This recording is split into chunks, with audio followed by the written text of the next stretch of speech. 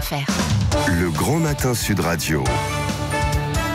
Le petit déjeuner politique. C'est pas pour le PLFSS.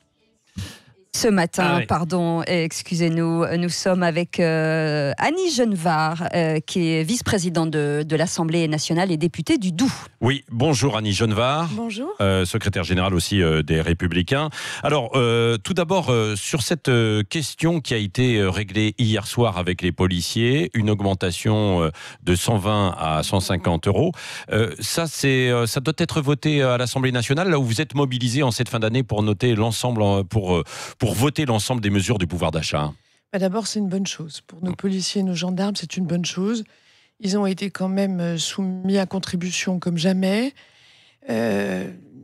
menacés souvent, et ils sortent de cette crise des Gilets jaunes épuisés et troublés aussi, parce qu'ils ont vécu des scènes très difficiles.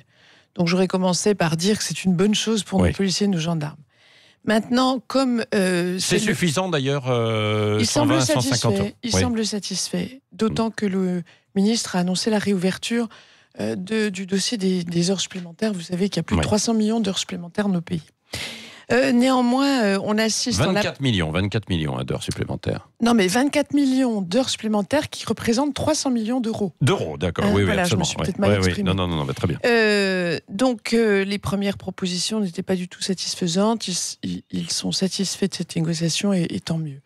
Néanmoins, si vous voulez, ce à quoi on assiste depuis quelques jours, maintenant 10 jours, chaque jour, sa surprise budgétaire.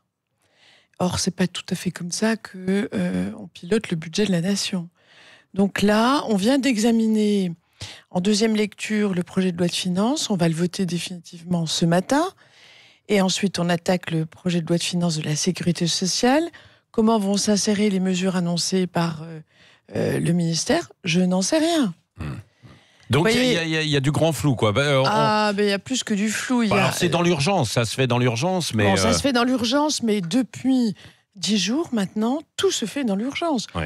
Rappelez-vous le moratoire, puis la suspension sous condition, puis la suspension définitive, puis l'annulation des mesures de transition écologique, puis leur rétablissement. Là, aujourd'hui... Nous n'avons pas le chiffrage des mesures qui ont été négociées cette nuit avec les policiers. Sur des questions de budget, mais c'est grave quand même, Annie Genevard. C'est-à-dire qu'on est en train, et vous-même, vous êtes député, vous ne savez pas précisément quels sont à chaque fois ce que vous allez voter, quoi. On vous apporte les copies quasiment à la dernière minute. Les éléments dernière minute, là, véritablement, c'est le cas. Mais le plus grave, vous savez, c'est que ces mesures ne sont pas financées. Oui. C'est que sur 10 milliards de mesures supplémentaires, seuls 4 sont financés. Donc, on voit bien qu'il y a quand même un très, très gros sujet. Oui. Et est-ce que vous allez voter favorablement quand même pour ce budget ce matin et aujourd'hui ? Alors, il y a 2 bonnes nouvelles dans les annonces du gouvernement. Oui. C'est la défiscalisation des heures supplémentaires et c'est également la suppression de la hausse de la CSG. De la CSG, oui. Mais pour une partie seulement des retraités. Donc on est partiellement satisfait. Oui. Vous avez un petit chat dans la gorge, en fait. Un petit peu malade. Annie Genevard, ça arrive, c'est normal. Nous sommes en fin d'année. Et en direct. Donc voilà, et en direct. Annie Genevard. Elles ne sont financées que par la dette. Oui. Donc ça, c'est quand même un sujet. Parce que la dette d'aujourd'hui, ce sont les impôts de demain. Oui. Et donc, il y a une forme d'irresponsabilité. Oui.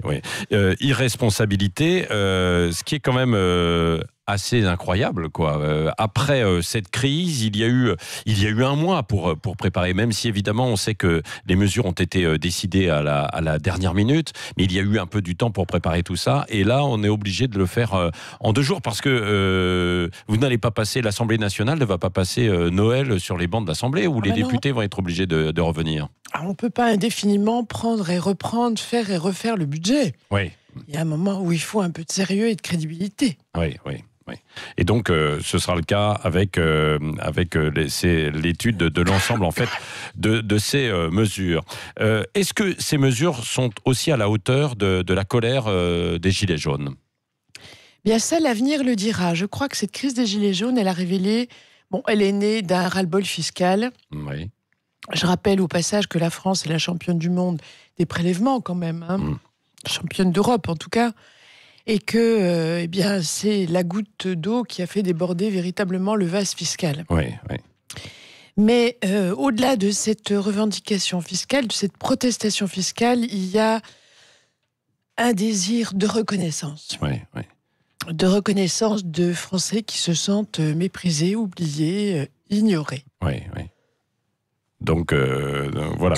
Et est-ce que, pour résumer sur ce chapitre quand même des mesures d'urgence, vous allez voter, l'ensemble en fait des Républicains va voter favorablement, vous allez donc, voter pour. dans la mesure où nous sommes partiellement satisfaits, nous n'allons pas voter contre. Oui.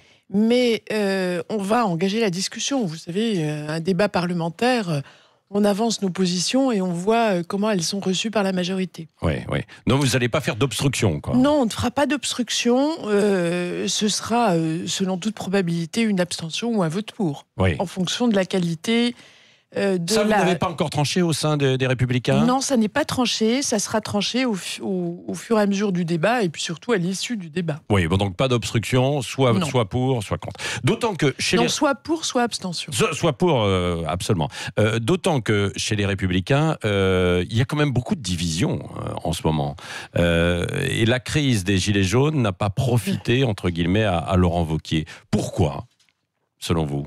Alors, il y a une raison, je crois, un premier niveau de réponse, c'est que cette crise des Gilets jaunes a divisé notre électorat. Oui. Il y a ceux qui partageaient les revendications des Gilets jaunes, et beaucoup dans notre famille politique comprennent les raisons de cette colère.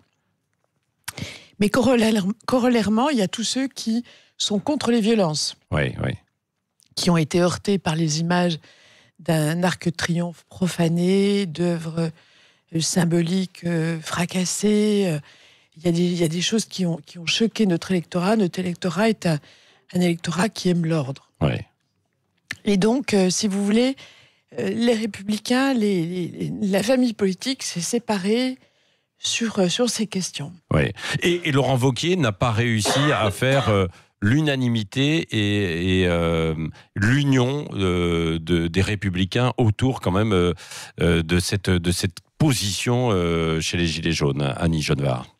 Disons que le climat politique est tellement éruptif, tellement instable, que les sondages ont une valeur tout de même très relative. Ah bah oui, mais enfin relative, mais quand même, quand on voit qu'il fait 2 fois moins, s'il y avait une élection présidentielle, il ferait deux fois moins que François Fillon, il y a quelque chose qui cloche. Ça ne prend pas, ça n'imprime pas avec Laurent Wauquiez. Moi, je ne crois pas du tout à la validité d'un sondage sur une question comme celle-là, dans une situation comme celle que nous vivons.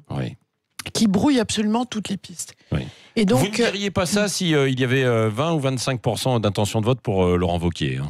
Mais je dirais qu'il faut avoir la même prudence dans l'interprétation. Vous savez, si on avait cru les sondages, Alain Juppé serait président de la République. Donc, ça, c'était les sondages 6 mois avant. On insiste beaucoup sur la perte dans les sondages des Républicains. Si on le fait, corollairement, il faut insister de même sur la baisse très spectaculaire des sondages favorables au président de la République. Il faut un parallélisme des formes. Oui, c'est vrai, sauf que lui, il serait quand même réélu. Il a tout fait. Emmanuel Macron a tout fait pour installer le match avec les extrêmes. Avec les extrêmes. En disant c'est moi ou le chaos. Alors effectivement, il y a un réflexe. Oui, mais vous devriez être plus fort que lui. Vous devriez être plus fort qu'Emmanuel Macron. Lui impose en fait ce match. Et vous, alors, vous ne réussissez pas à imposer autre chose. Écoutez, nous, on a commencé un long travail de reconstruction. On a été quand même très abîmés par les 2 élections présidentielles et législatives. La famille s'est divisée au moment des présidentielles, vous le savez, c'est pas la peine de nier la réalité. Donc le travail qu'a entrepris Laurent Wauquiez et l'équipe qui l'entoure, c'est un travail de reconstruction.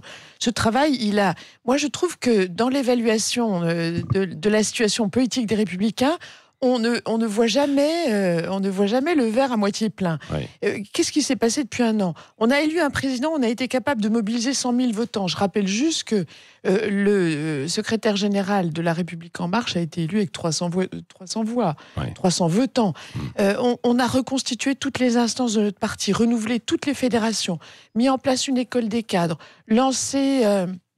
Vous dites que ça va être long. Le projet. Donc, il y a tout ce temps de reconstruction. Et moi, je dirais à tous ceux qui ont la langue dure, oui. la dent dure contre les Républicains. Et Laurent Wauquiez, surtout. Et contre Laurent Wauquiez, qu'ils prennent garde parce que tout le monde sera emporté dans la tourmente.